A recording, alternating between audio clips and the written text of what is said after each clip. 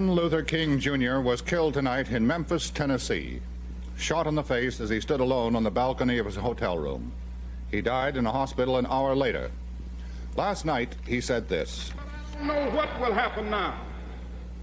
We've got some difficult days ahead. But it really doesn't matter with me now, because I've been to the mountaintop. I don't mind.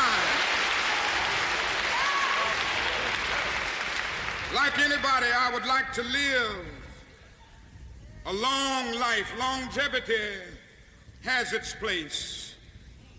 But I'm not concerned about that now. I just want to do God's will. And He's allowed me to go up to the mountain. And I've looked over and I've seen the promised land. I may not get there with you, but I want you to know tonight that we as a people will get to the promised land.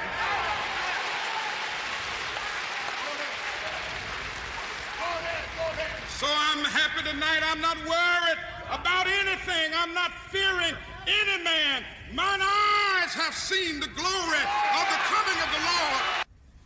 That is the Reverend Dr. Martin Luther King Jr., one of the most poignant and tragically prophetic speeches in American history. The next evening, exactly 55 years ago today, the civil rights icon was assassinated on the balcony at the Lorraine Motel in Memphis, Tennessee. And joining us now is Dr. King's son, Martin Luther King III, and his wife, Arndrea Waters King. They lead the Drum Major Institute, a nonprofit community action group founded by Dr. King.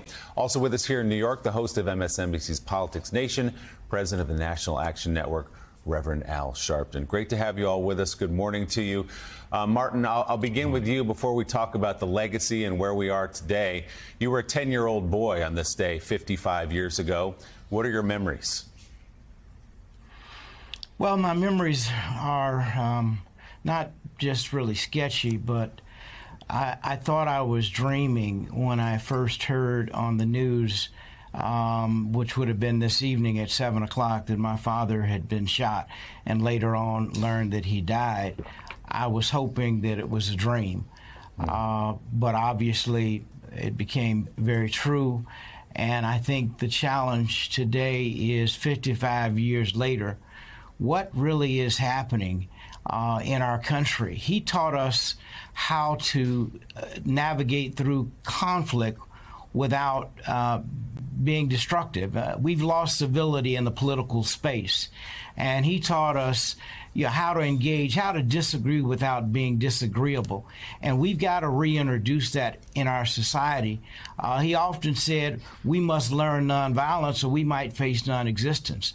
It feels like we are close to what he was saying back then, in my personal judgment. We are better than what we are seeing right now as a nation. And there's so many issues that we've got to address. But what I do know is it takes a few good women and men to bring about change. He and my mother, throughout her life, they showed us that.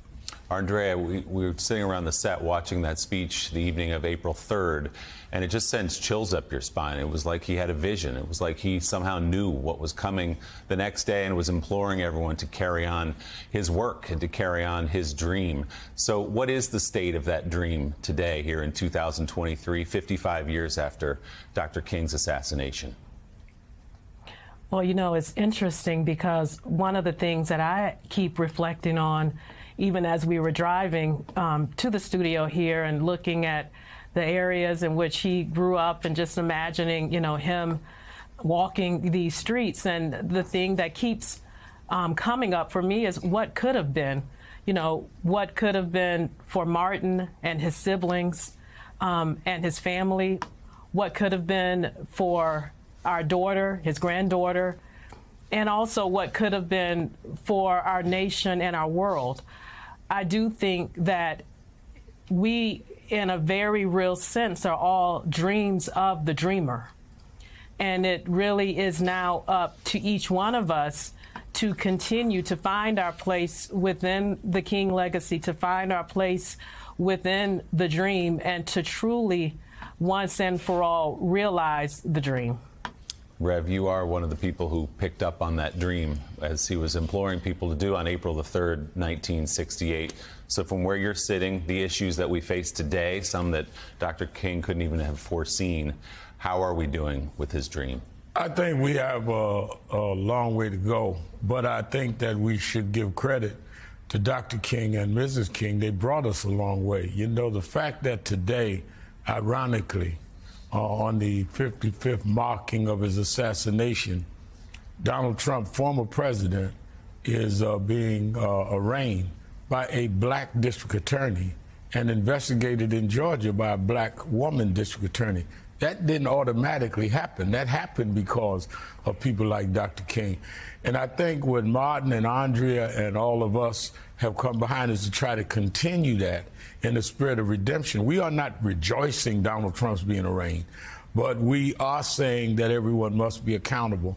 And for me to see Donald Trump walk in the same building that the Central Park Five, who he called on to face the death penalty, had to walk in 32 years ago, and we were maligned for standing up for them, means that Dr. King was right, that the arc of the universe is long, but it bends toward justice.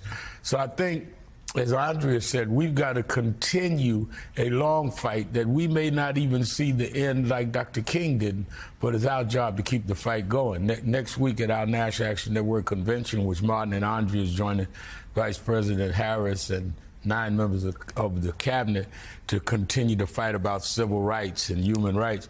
We're going to talk about launching, going back to Washington, 60 years after the March on Washington. This August was when he did the I Have a Dream speech. Well, where's the dream now? Not only for blacks, but women, but Native Americans, but Latinos, but LGBTQ. So we're committed to that. And I think that for the last 25 years, Martin and I have worked closely together, and he put me close with his mother.